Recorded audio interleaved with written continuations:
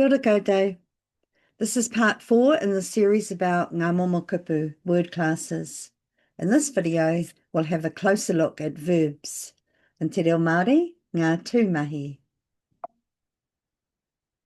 The kupu Māori for verb is tūmahi. The English word verb originated from the Latin word verbum, which actually just means word. It changed over time into the French version of the word verbe, which still means word, but more specifically the part of speech that relates to an action.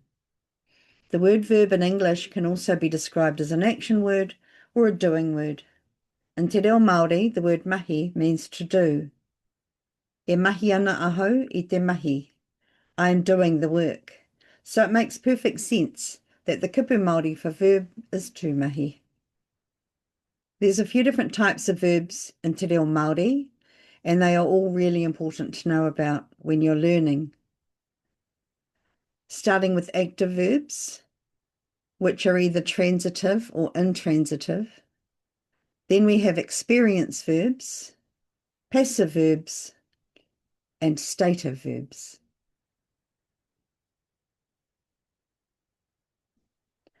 Here's a few examples of the various types of verbs. In a sentence, they represent the action or the thing that the subject of the sentence is doing.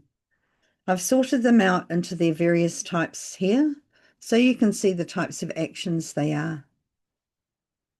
Here's an example with the parts of the sentence labelled, and the verb in the sentence is oma, which means run. Kei te oma te tama, the boy is running. Here are all the other videos that I've made, which explain the different types of verbs and how they work in a sentence.